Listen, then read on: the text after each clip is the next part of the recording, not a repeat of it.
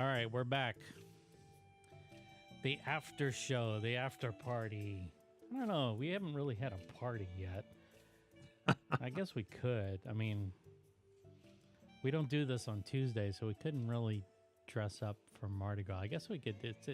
We do it on Endymion Day, though. So maybe Yeah. then. Well, there's all those. Yeah, you're right. There's all those other side parties. I got a lot of beads from all the different events. Oh, you did? Well, not a lot. I mean, I wasn't I lifting my was like, shirt up or how did anything. you earn them, David? I mean, us Hubbles, we get our moves going. I get that and all, but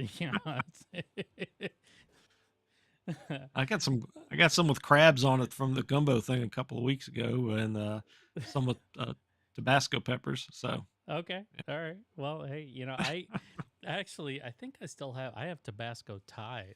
I was when I had one too. Yeah, yeah, when they were a thing, and they may still be a thing. I don't know. I had a bunch of them, and I don't know where they are. I haven't worn a tie in a very long time. Very long time. it's been a couple of years since I wore one too, and then I don't know if those would still be considered in style. With whatever the current style is, not that I want to be in the current style, Yeah, but I know. It's like I've had the same haircut now since I was in ROTC at Jesuit. So, that shows you how much I give a crap about style, and that's yeah, probably, why I found the woman that I did, because she didn't really care about style either. She was shopping for at Ann Taylor when she was in her 30s. Okay, right on. So, you know, that's fine. That's totally fine. To each their own. Um, but the the as I kind of teased in the main segment, there was well, there's a lot of things. When we were talking about the family business and the family run aspect of the Louisiana Pecan Company, it was cool to see that they were carrying on a generation's old recipe, yeah, and other people were getting a chance to experience it. I really wish them the best of luck. But I look back to we've been fairly fortunate as the way things happened when we were young, where we had a lot of our family elders around much longer yeah, than other people have. I mean, yeah, the fact that actually my sons, for instance, um, because of the timing of everything, uh, the the they still get to know their great grandparents. And my oldest son, who's going to be 22 next month, he's going to have 22 years with his great grandparents, and that's almost yeah. unheard of. You Yeah, know, that's amazing. yeah, yeah.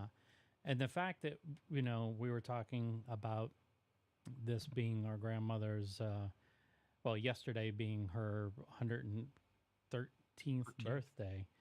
Yeah. Um, and you had some historical context in that email that I had no idea. I was like, son of a bitch, I had no idea. I mean, it was just, sorry, but I don't mean to swear when we're talking about her, but it was. Well, you're not swearing at her. You're just swearing. I'm just, yeah, exactly. Um, uh, so, and then it was interesting though, because I looked at the pictures that you sent, Yeah. and I immediately could tell. Well, I mean, I could tell who she was, but then I could see like Uncle Philip in there too. I was like, Yeah. wow, okay, Yeah. that's a young Uncle Philip that I remember. Yeah. Um, and here I can put the picture up. Yeah. Okay, there we go. Yeah. So I got to thank Dee for sending me that copy of that. yeah, Uh, yes. so that's So grandma, in the center, uh, dead center with yeah, that in the center, big bow. Marie, Yeah. Marie, however they say in the French, Pie, Paille, her her mother was a Guidry, and her dad was a Pie, and her grandfather had actually, I think, at least on the Hubbell side, was the last immigrant for us. Her her grandfather came here in 1850 Wow. and settled in Louisiana, and so the that was their so that was she was just basically two generations in that case, uh, as being new to the country, if you will. Right. She grew up speaking French until she Yeah. was like 6 years old. Yeah, that was the part that was like that's the part that I said son of a bitch to. I was like, wow, I Yeah. had no idea. And Well, now it makes perfect sense because when she would talk yeah. French, what was her name for people that she thought you were an idiot? What did she call you? Did she just say couillon? No, No, she didn't say couillon. Calocan. Do you remember What? that? Oh, no, Calocan? not really. Oh, okay, yeah. Okay. I guess I was the me, me or my dad. you know, we were, but she watched me a lot as I was Yeah. growing up because both my parents worked, and so Yeah. they would drop me off at her house. And this was after, well, no, this was somewhat before Papa died, and then after he died, I was still going over there. Yeah. But yeah, that was. Yeah, Calocan. I remember that, and I was just thinking, Huh. yeah. I'm gonna have So to. I'm gonna have to look that one up. yeah, I don't know if that was some, you know, I don't know what it was. I Yeah. never took offense to it. And if frankly, she called me Kuyon, I wouldn't know what the hell she was talking about anyway. Back Yeah. then, you know, Right. I was a Right. Metairie boy. I knew nothing of Yeah. Cajunville. So, but yeah, so she but they were in Florida. Was that or no? Wait. No. No. So her dad, her grandfather, and her mother. Well, her dad and her mother, they all were in Louisiana. Right. And so what happened is her father Charles, he worked for a lumber company, but I think it was Burton Schwartz. He was a machinist, and he worked. And that lumber company was basically cutting all the like the cypress trees in the swamplands around St. James Parish. Right. And it would, excuse me, what ended up happening sometime in, I guess, shortly after. So her mother and father, she was born in 1910, Right. December 7th, 1910. Right. I think her parents were married sometime 1906 ish. And then when she was 6 years old, her mother died. And it wasn't Spanish influenza, it was some other disease. It wasn't yellow fever, maybe it was Spanish influenza. But she was one of, I wrote one of five, but I can only remember the four, two boys and two girls. And the year her mother died in 1916, Mm-hmm. she had a younger sister who had infantile paralysis. And she died like shortly there before or after her mother.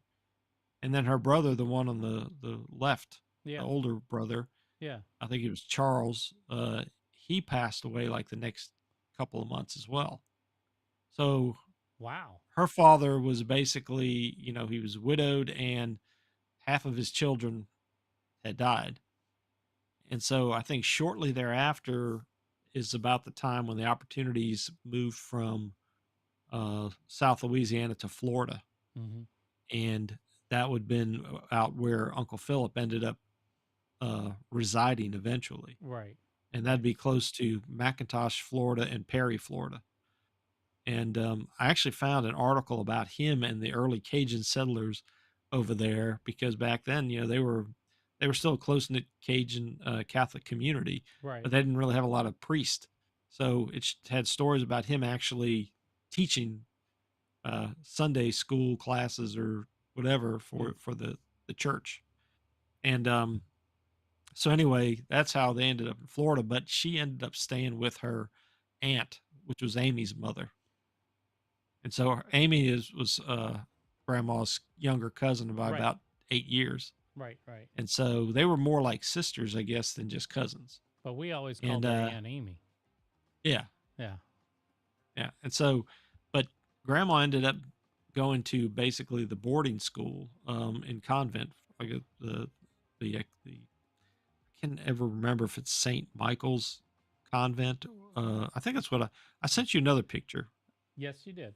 I'm sure if Dee watches this, she'll correct you Yeah. accordingly. That's fine. I need to be corrected. It's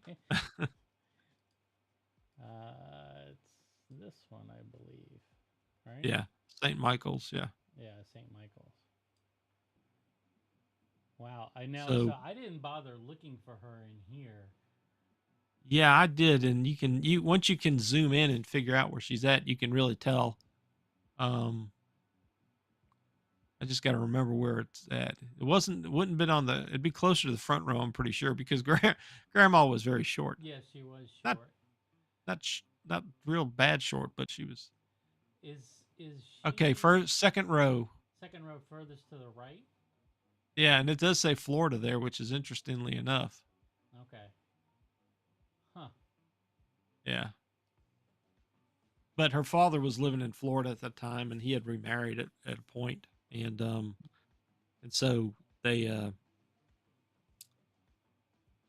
so she settled out. Well, she stayed in Louisiana, like I said, with her aunt, and I think at one point she ended up in Grand Coteau uh for school. I think this school closed, and I don't remember if part of the time she ended up in New Orleans at one of the convents or Ursuline Academy or something like that. And I think she moved around, but I mean, basically she was almost kind of like an orphan in a sense, Yeah. where her dad wasn't there, and then she was being shipped out to these boarding schools. Yeah. From the time she was 6, or maybe a little older than 6, until her, I guess she graduated. And I think back then they only went to maybe 11th grade, so maybe till she was like 17 Hmm. or 18. And then my dad told me that she had gone to some sort of business school, and I had the name written down, and I don't have it in the email that I sent you. But I think she became a stenographer for like somebody at a newspaper in New Orleans. Oh, okay. Oh. So that that would have been what, 1930ish. And her and Papa got married what year? 32. 32. Yeah. So I remember a story. I don't think I have it written down, but it was something that's a little me. That's you? Yeah, that's me at my baptism. Yeah. Oh, okay. I don't dress like that I was about anymore. to ask you. You don't? No, I'm not gonna say Only anything. Mardi Gras. Okay, Oh, whatever. that's how you got your beads. Um, the look on Papa's face is priceless. And Yeah. he always had that slick back hair. Always. Yeah. I mean, from the time I remember him until he was gone, I remember that Yeah. kind of oiled back hair, and cousin Mark, man, he would just mess with Papa. It would just, like, especially when Papa got up there in his years, he'd mess with him, and I could see I could see, like, you when he was younger, you did not want to piss him off. You were gonna get the belt. I mean, it was you could tell. I mean, maybe he wasn't that way, but I remember, in his advanced age, he would chase Mark around the house because Mark would do stuff, and it was just, it was funny. It was funny. But anyway, okay, so that's you in the picture. Yeah, it's me. I wonder if I have one of me at my baptism. I don't know. Where Yeah. did you get baptized? St. Catherine. St. Catherine. I think most of us did. Yeah. I Yeah. think, yeah. That was yeah, so and this was at my other grandparents' house after after the baptism. And but yeah, so they met. What's funny is that I think by the time they met, they were both living in New Orleans or Metairie. Because Grandpa's family had moved there. He was teaching like 1927 in St. James High School or St. James Parish schools and I think opportunity arose in 1930 to get a job in Metairie, and so he took a job there. And the thing about it was because he was the oldest, and his father was killed in that cyclone or tornado, Right. which we'll talk about some other time in the future. Right. At some point, they all moved down to New Orleans or Metairie, and I did not realize until probably, I don't know, about the time my dad passed away, that the whole family lived together. So his mother, Uncle Lester, Uncle Philip, the other Uncle Philip, uh, Aunt Ree, and I'm forgetting the last one. I think there's an Aunt Marie, his two younger sisters. They all lived together, and then when Grandma and Grandpa got married, they all lived together. Oh, wow. And when Uncle Paul was born in 1933, they Yeah. all lived together. And um, so you can imagine that there wasn't a whole lot of, think about people with personal space today. Um, Yeah, there's no it, privacy. yeah, It's- yeah. wow. Okay. So, and and I think even I don't know if they were still living all together when Dee was born, but because actually Uncle Philip didn't, I mean Uncle Lester didn't get married till the 1940s. So there was a Hmm. period of time where they all kind of they stayed together, and they rented. Actually, they didn't own any houses. The house that you and I knew that they lived in is, from what I understand, was the only one they ever owned. Right. And by that time, you know, Lester had moved. Him and Inez married and moved away. Moved, and I say moved away. Actually, what's funny is that if you looked at where they all moved in Metairie, you could walk to each of their houses. Right. Right. Yeah, exactly. Well, didn't Uncle Yeah, Lester live like next door? they might have at one point, Yeah. but yeah, they all kind of lived like. Uh, and then Uncle uh, Philip was living with the Sherman family, Yeah. Yeah. um, and that was closer toward Veterans, just past the interstate.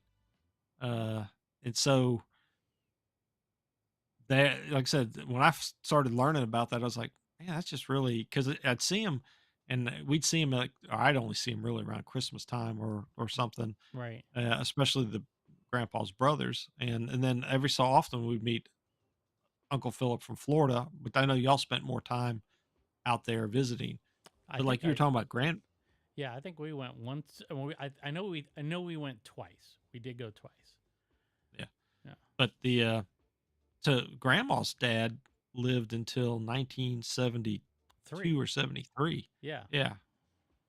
Yeah. So um I I didn't realize I had a great grandfather still alive while I was alive until I don't know about 10 years after the fact. But Hmm. I don't know when the last time my dad even had visited him. Um Is he it- buried in Florida? yeah. Yeah. I Okay. found his I think they got these find a grave websites. No, You I didn't did not know. know that. Find a grave. Okay. I did So if not you know were ever that. look Yeah, if you're looking for certain tombstones of your ancestors, if Yeah. you go find a grave, and you can kind of figure out what city or town or state they're in, and so his is kind of somewhere in Florida where it just kind of goes down as you start heading south, I guess toward like Orlando. Yeah. Um, Grandma's mother's buried in St. James, and what was interesting is that I think in 1980, it had to be 86 after Grandpa died, we ended up taking a trip to visit Grandpa's uncle, also Philip. No, I'm sorry. I keep saying Philip. It was Raymond that was Grandpa's brother. Yeah. Yeah. Yeah. Yeah, Raymond. I'm sorry. I kept saying Philip. Uncle Philip was Grandpa's uncle, who was only like 3 or 4 years older than him. And so uh, then we went to St. James Catholic Church where they got married in 1932, which was basically a new church when they got married. And then right across the road is the cemetery. And where she's buried, and so we drove out and saw her grave. And then when we did like I can't remember if it was a family Hubbell family, no, it was one of the visits that we made up to the River Parish to go see the plantations when Mm-hmm. my kids were young, we drove back to that cemetery. And so while we were walking around and looking at the grave, I noticed it was either one or two graves over. I recognized a name, and it was actually John Folse's mother is buried like right next to where our great grandmother's buried. Wow. Yeah. Okay. So yeah, I mean, it's one of those kind of things. Well, Jimmy Buffett's parents are buried not too far from where my dad's buried. Oh, well, Yeah, dang. so just gotta, I guess, you keep your eyes open. Yeah, I guess so. Or just go to findagrave.com. Yeah, but anyway, yeah, they moved to Metairie. Grandpa was in the teaching profession. He was a teacher and eventually became I was teacher coach, Right. became principal of Metairie High School, and then he did like assistant principal, I think, at East Jefferson, I guess, and then he ended up with several eventually became assistant superintendent of the schools, and then I think he retired in '67. But then he he came out of retirement, and that's when he started working for Chappelle Chappelle. from Yeah. like '68 through '76. And that's would have Yeah. been when we remembered. Well, so interesting story there. So I think Momo was the secretary at Chappelle. Yeah, yeah, Okay. I believe you're right. And my grandmother was a music teacher at Chappelle. Yeah. My mom went to Chappelle. She graduated in May of '72. Voted most religious in her class. I was born in January of '73. I'm just saying. I'm just saying. You know, it took me a long time to do the math on that one. I just never even thought about it, but I could only imagine what it would have been like to be in the family at that particular point in time, because people worked together. Yeah. And now all of a sudden they were going to become family, right? Yeah. And I don't know if shotguns were involved or not, but it was probably the Southeast Louisiana version of a shotgun wedding. Well, yeah. you know, and that's I was gonna say the other thing we kind of jumped over. Really, we mentioned a few names, but Grandma and Grandpa had 5 kids. Right. Paul, Diane, Yep. Wayne, Dennis, and Barry. Yep. And they were spaced. It wasn't planned, but apparently it was spaced out where they were almost about 4.5 to 5 years apart. So when Uncle Paul was having his first son, your dad was just about a Yeah. year old. Yeah. So there is a I don't know if they had more than 3 kids in the house at any time where they were of a certain age, but so grandma was not that she was always maternal, but Right. she was in the the mother, This is a matriarch. not that yeah, matriarch, but I was gonna say, I mean, not that my kids are gonna be 20 or so and then you stop being, but you're not having to keep changing diapers unless you start going to grandkids and stuff. Right. And so she was still, there was a continuum of 20 years there for them with the young children of their own. Yep. And so I know they were very involved with a lot of the stuff with the church, and a lot of things grandma did from what I can see is a credit to a lot of what I was able to find, like with newspapers and stuff. She would put a lot of things in there when grandpa had certain accolades. Mm-hmm. She did a lot of photography from different events. So I would like to think if she was around today and younger, she might have been putting things on Facebook or something. Yeah. Yeah. With like Definitely. with the the older crews going out to the different theater shows or the trips across the country or something Yeah. like that. Yeah. Definitely. But she spoke French until she was 6, I guess, till when she ended up having to go to school. And then, like I said, I never knew she spoke French until one time. I think I told you they'd gotten home. It was in the early '80s. Somebody had broken into their house, and my dad was I telling me remember she was that. telling this to my dad. Yeah, That's when they got the security bars right. on the windows. Yeah, I On remember the that now. yeah. So he said that the way she was, or maybe she was telling the story to us that she spoke to Grandpa in French. Whatever it was, like, I think somebody's here or somebody broke in. And of course, what I took from the story was like, I didn't know Grandma and Grandpa spoke French. And Not the fact that the house got ransacked because somebody broke in. yeah, Mm. but then her grandpa passed, she went back to, she didn't just sit around being, Nope. what do you call it? Just, I mean, they had the television on a lot, but she was always buzzing around She and very active. almost lasted 20 years after he passed. Yeah.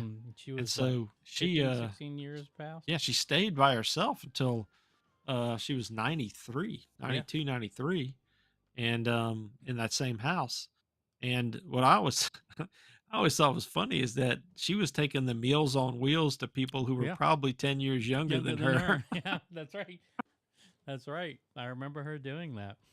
Yeah. And I remember her children going, she shouldn't be driving. And she had that silver Oldsmobile. I remember that well, with a big bench front seat. Yeah. And yeah, I remember that. Um, and like I was saying when we were talking with Cecilia from the pecan company, I definitely do remember going out in their backyard, and she would hand me a K&B bag, brown paper bag, and I would go out in the Yeah. backyard and I'd collect pecans for her. And Yeah. I I don't know if she really trusted me to shell them. I don't recall shelling them. I might have. I don't recall doing it though. Um, but I remember just kind of taking it for granted that they had a pecan tree in the house, and I thought, I'm willing to bet that Papa thought that thing was more of a nuisance than it was a benefit, because you try and run over one of those pecans with the lawnmower and it became a Yeah. projectile. Yeah. Or it would become shrapnel really quick, and Yeah. I recall the day they got the snapper lawnmower that had the key start on it. We were all like, whoa, you got a key start lawnmower, and it had the power on it and everything. And Yeah. I remember, hitting those pecans with the Kong! It was just like, Yeah. ooh. So that's when they had us groom the yard before Yeah. we went over it in the lawnmower. I think I mowed that lawn one time. I can't remember what year it was. I think it was after Grandpa died, so it had been the late '80s, obviously. Mm-hmm. But yeah, I don't remember having. It mustn't have been pecan season when I when I dealt with it. But now I was just sitting there thinking back. We were talking about a lot of the things because, once again, the house is not huge. It's still around. Yeah. And they even added onto it a little bit. Yep. And that house wasn't. That was built like in the I think it was mid '40s, from what I could gather. Yeah. And apparently, I remember my dad saying that they had a fire in the house prior to them owning it. So if you actually went up into the attic, Yeah. There was some the like charred. rafters, Yeah. Yeah. yeah, it was charred. Mm-hmm. It was off the ground, like a lot of the houses. Yep. So I can remember before they kind of either enclosed it or put some lattice, or can't remember exactly what it was. You could see underneath and see all the pipes and stuff. Yep. Um, Thinking about, I'm sure our dads and uncles must have played underneath Played under there. there. Oh yeah, I Um, did. Shit, yeah. yeah. And then I, that was. I remember that quite, and I also remember going, I don't know if I want to be under here, but because you never know what you're gonna find. But yeah, I mean that. Well, I'm guessing before the levees and the pump stations were really fully operational, flooding was. I mean, I remember Bonneville Boulevard getting flooded regularly. Yeah. So I can only imagine if that house was built up on stilts, and as a lot of houses in that neighborhood are, Yeah. um, that at least plain flooding was something that they had to contend with from time to time. I mean, So my mom's parents had bought a house at the foot of, or maybe it's not the foot, but where Bonneville goes into Lake Pontchartrain, yeah, where there's a boat launch. yeah, Well, back in the 40s, they bought a house right there on stilts, and there's two hurricanes that hit in 47 and 48. And I think it was I've got a newspaper where my mom and her dad and her older brother were featured in it.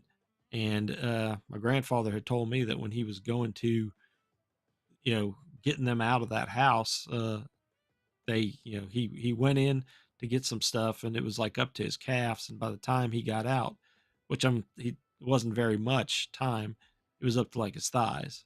hmm, And so that house ended up, they moved the top of it down, also on Bonneville. Where G Orlando's restaurant is. yeah, yeah. Yeah, so it's like the house right next to it. It was like a flower shop or a Yeah. swimming pool company. That was my other grandparents' house in the 50s. My mom grew up in that house. Oh, okay. But that was originally elevated out by the lake. So yeah, so Bonneville saw, like you said, a lot of flooding, and so but yeah, that house had, if you go on um, one of the realtors pages now, you can still see how pictures of the house that's been modernized, and the garage has been turned into what looks to me like I don't know if it's a man cave or a home theater thing. Hmm. I was I was kind of really a little aggravated and annoyed. I mean, it's not in the family anymore, and it shouldn't bother me. But it was like, man, that was the garage, and they had the old refrigerator in there, the copper colored one, and the dual I guess laundry sink in there, Mm-hmm. and then they had the side area where they had a back swing, and then the front porch swing in front, Yep. Yep. and so there's all these, you know, and the other thing was interesting is that up until like the late 70s, they had one bathroom in that house too. And so, Really? yeah, that middle bathroom right next to their bedroom. Yeah. Right. And then when they added on to the Yeah, back, that's when they had the other bathroom. I remember that right. now. Yeah. Yeah. And So, then so this other picture you sent here, yeah, um, that's about, who is she holding? Do you know? yeah, my daughter, Nicole. Oh, really? Yeah. Damn. Yeah. So this is Wow. 2002. Yeah. So this is right before she passed, Yeah. right? So Nicole was born in October 2002. So this would have been probably Christmas, um, 2002. Hmm. Yeah. Wow. And this was this That's in Fairhope. it's in Fairhope. Okay. Yeah. My parents' house. Wow. But yes, I mean, so we were fortunate enough to have her into our adult years, and our older cousins, even more so, Yeah. because she obviously met some of her great grandkids who were maybe 10 or 12 years younger than you and I are. Yeah. Um, so that's very fortunate that, like you said, that we were able to have that opportunity, and I had two opportunities to kind of just be with her by myself, where I think right after grandpa died, she had a bunch of photo albums, and I was doing all the family history stuff early on, and she took me to Kinko's out there, where would have been right across from where the like Oakland Hart and where Metairie High School or Metairie Junior High School was. Yeah. Yeah. Um, so we went in there, and she paid for all these copies, and they were really high quality copies. Uh, and I mean, I spent the afternoon just going with her doing that. And then when I started working, my first engineering job at a conference I was going to in Kenner. And so instead of just going and hanging out, I invited her out to dinner. She didn't really want to go out, so she invited me, just come over, and she was going to cook. And so she cooked I think like a pot roast in the pressure cooker, Yep. which I hadn't seen, She loved her and it pressure was cooker. yeah, she had the pressure cooker, and it was a very good. It was very good and tender, and she had a stuffed tomato was the other Ah. thing, and I can't remember. I just remember those two things. So I would have been in my early 20s. I mean Mm, 30s then. mm. Uh, but we've got her, onion rice recipe, which Yeah. I think it probably just came out of the newspaper. And then there's a dressing. I can't remember the exact name for it, but we'd always have it at Thanksgiving. It was like or Christmas. It was either I can't remember if she put pecans in it or not, but it was just the meat dressing Hmm. on the side that we'd have like Thanksgiving or Christmas. Um, but I got a copy of that recipe from Abby on it, and I made it, and it came out pretty close to Grandma's old time dressing there. Do you think that um, the one dish that I know we've already talked about this was the crawfish bisque. Um, what do you think that that was her recipe, or was that something that they looked at a book or again newspaper article or something like that? Because I mean I still remember the flavors from that dish, and it was just Yeah. awesome, absolutely awesome. Yeah, I don't know. I think Dennis had made an attempt to capture a lot of that toward the end of her life, Mm-hmm. and my gut feeling is that they might have started with a recipe of from something, but that was a very traditional river parish recipe Yeah. or dish, I should say. So they probably may have started with, I don't know how far back it goes. Like I said, was when she was living with when her mother-in-law was living with her. Did they all make that, and was it something? Because I have no idea what our great grandmother's culinary skills were. Um, so I don't know. That's a good question. Maybe Dennis or D might be able to tell you better than that. Yeah. But Well, but like I said, I hopefully, mean, hopefully we can get down there. Yeah, maybe if we can pick a time sometime this summer, go yeah, down and sit down, convince my dad to fly down from New Jersey, and yeah, I'd love to ask them these kinds of questions collectively because they yeah, have a lot more perspective on growing up in this family. yeah, When what we knew as our grandparents, right, what they had already gotten into their advanced years, so we knew them from that perspective, but they knew them from when yeah, my dad used to get the belt from Papa. yeah, So yeah, so he pissed him off enough times to where yeah, that happened, and then the piece de resistance was getting my mom knocked up. So that that he's he's grown into a very exceptional man now, but I'm sure he was a source of consternation for my grandparents at the time. yeah, But I'd love to get them together because I think that that would be, an awesome, uh,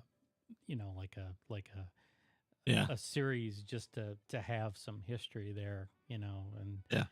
thumbing Yeah, even if it through. doesn't all get shared on the on a podcast, all of it, maybe just Yeah. some of the things that No, I they mean, as agree long as to. somebody's entrusted with the records moving forward, that's, Yeah. I'm hoping that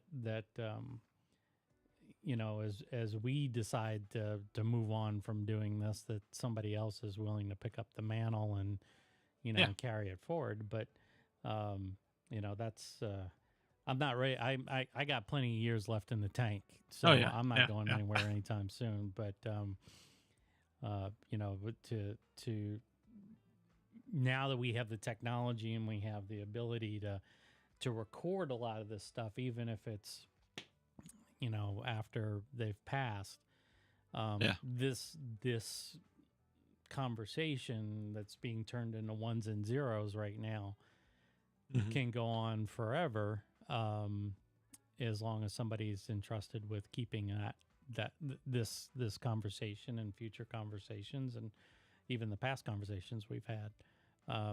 in some sort of record, and who knows what it eventually ends up being. But Yeah. um, But I you were, I just want somebody to be able to pick it up and take it, yeah.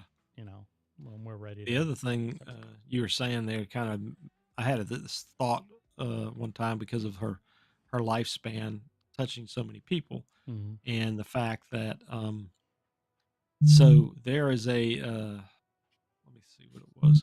Oh, 19, the door. Somebody at the door here. I don't know if you can hear that, Yeah, no, I get the phone vibrated right in my ear. So yeah. Sorry. that's okay. It's like I know when But David gets a call or anyway, a text the message. yeah. But the what ended up happening is that so there's some pictures from 1936 when Grandpa's grandparents celebrated their 50th anniversary, and so when I don't know if she took those pictures or not, but Grandpa's great grandmother was still alive then, and so she was born like in 1842, Wow. and so she was born in 1842. Our grandmother met this woman, and then like I said, then you look here, and I've got a picture of her holding my daughter Yeah. in 2022. I mean 2002. So there's 160. I mean, she touched Quite a people few from people. 160 Yeah. year span. That is really something to think about. Yeah. To know, you know, and so and it's probably hell. She probably may have even known somebody from 1830s for all we know. Oh yeah. Well, I mean, I wouldn't be surprised. I mean, Yeah, it's it would have been nice to have, being grown up now, quote unquote grown up. It would be nice to have, one more sit down with her and kind of just, yeah, go over her life. But in the absence of that, I think, the second party perspective of her direct descendants or children, yeah, is about as good as we're going to be able to get.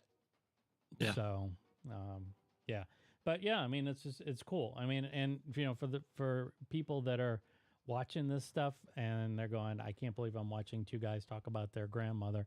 Um, hey, I feel you. It's sometimes this kind of, but I mean, every family, whether you know the history or not, every family does have a history to it. yeah, And even if you don't know who your parents are or don't know who a parent is, the fact that yeah, remains is that it took two to tango. And so there is somebody out there with, at least half your DNA.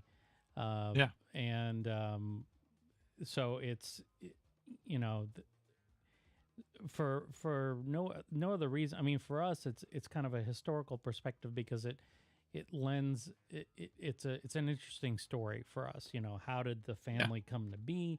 How did it grow? How does it continue on? All those things, because we really are, if you look at the grand scheme of things, let's say this family continues for a while, we're really at the beginning of it. I mean, yeah, couple of generations into it, yeah. really. I mean, if you go back to you said it was what, 1724? No. Well, 1720s for the German, but Right. if you just want to focus on the Hubbell name Yeah. itself, that's 1820 coming That's it. to Louisiana. Okay, so it's 1820. Okay. Yeah. But even Now still, that that's 100 years, yeah, more than 100 years now. and I'm sorry, I think you're right from the standpoint of the Hubbles in the United States. That does go to the 1690s, but that's in Connecticut. Right. But Well, that in but that's where we Louisiana, all came from, correct? Is that, right, yeah. right. Yeah. So if you're a So Hubble and you're watching this, you're my cousin in some twisted way at some point. yeah, The trees went "Bruh," and yeah, so I may never know you. You may not know me, but it's interesting that um it all originated really from uh, a very small group of people, that yeah, all the Hubbles that exist in the United States today.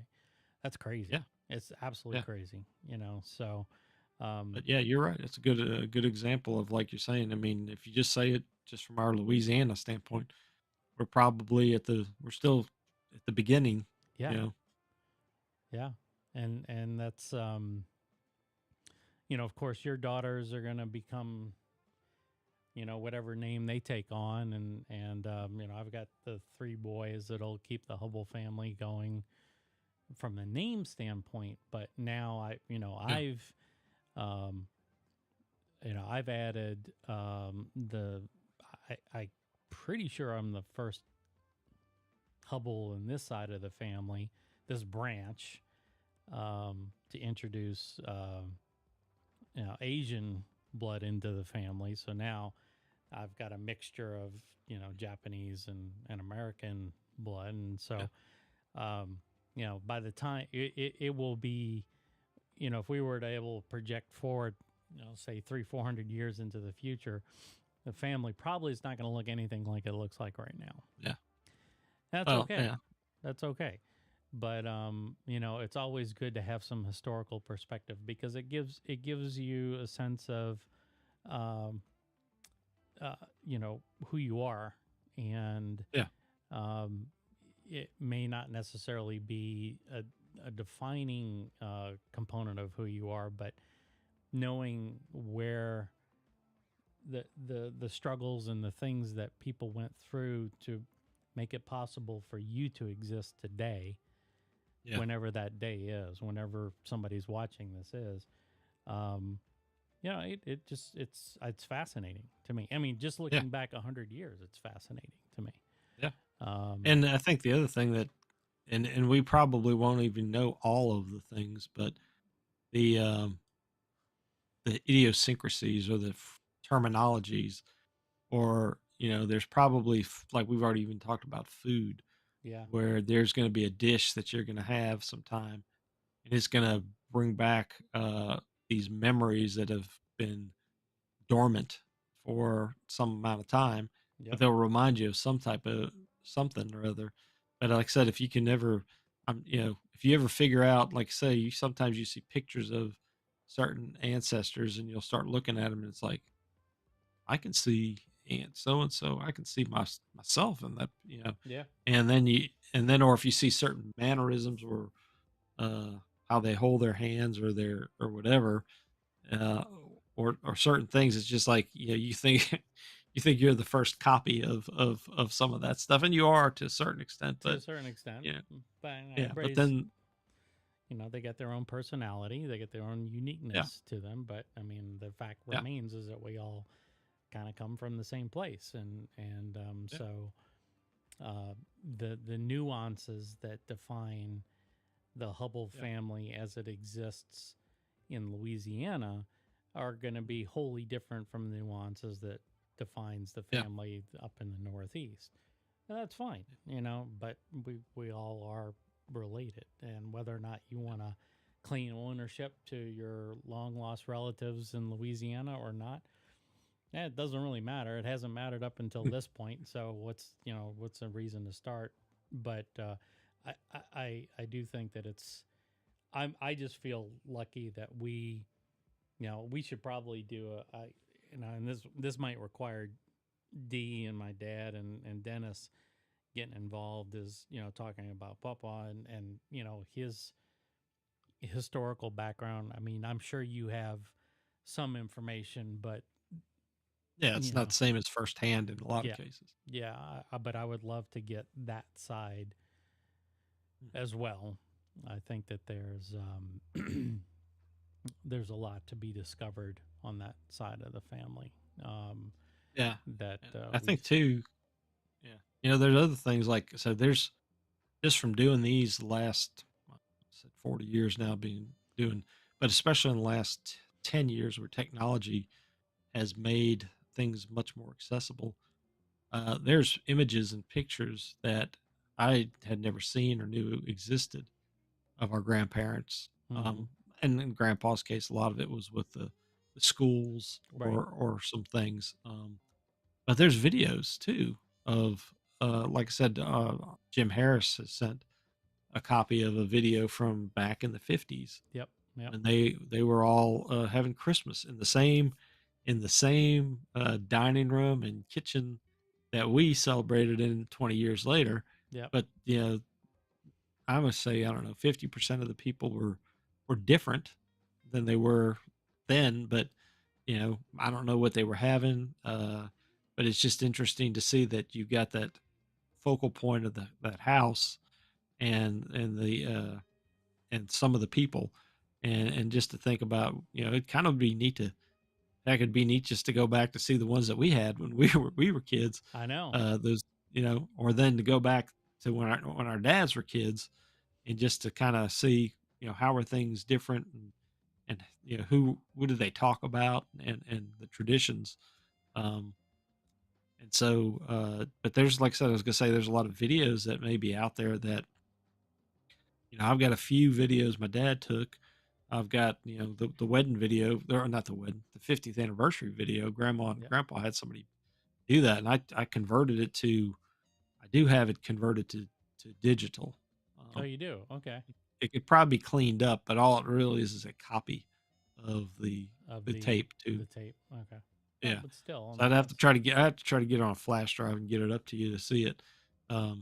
Or you just, I But can send you a link and you drop it into a yeah, folder online.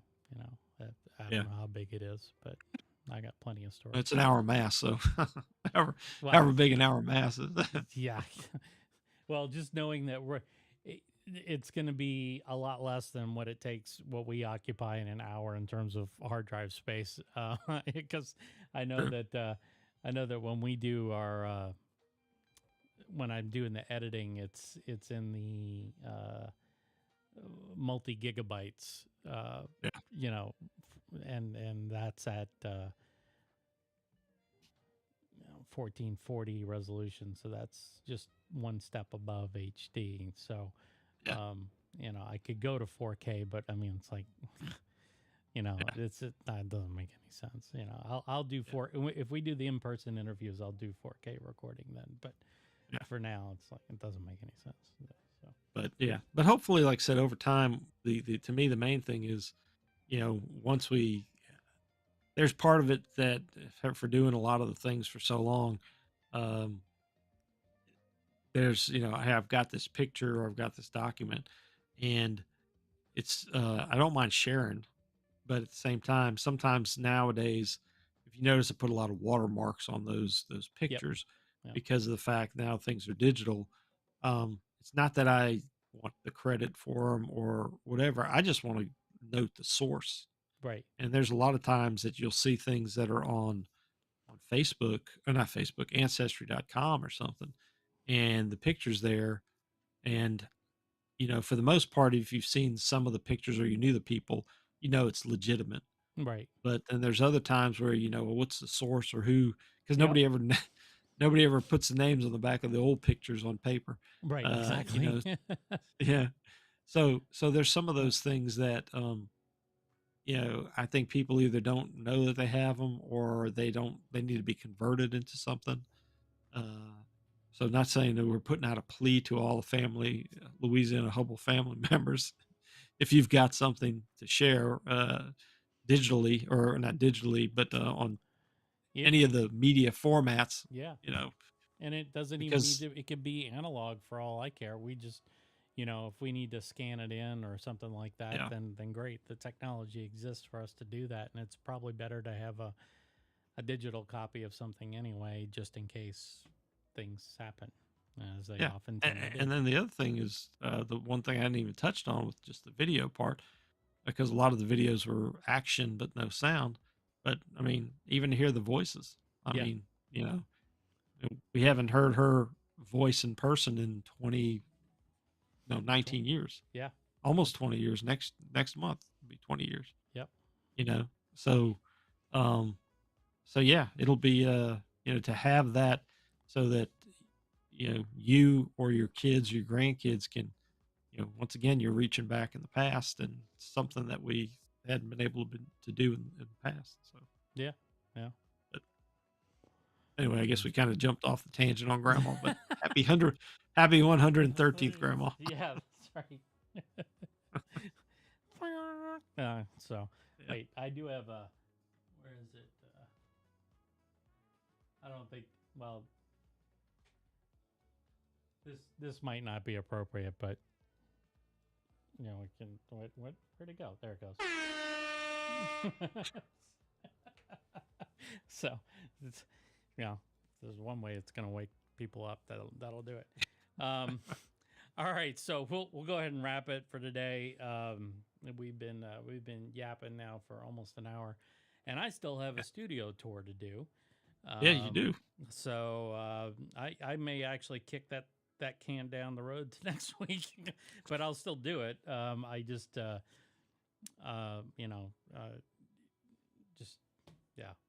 give me something to post next week too. So either way, I'm gonna get it done. Yeah, so man. See the new studio. Yeah. It's been really nice, really comfortable, and I feel like, I could probably sit here, and yap all day long, because I've got everything within arm's reach here, so I can control the entire show, the sound, all that stuff from here. And yeah, it's fun. It's fun to be able to do, but at the same time, I probably shouldn't do that for my health. I should probably get up every now and then. Get up and move around. That's right. So, all right. Well, so you're let me. Well, we'll talk about this later. All right, guys, we're gonna wrap it. Thanks a lot, and we'll talk to you later. All right.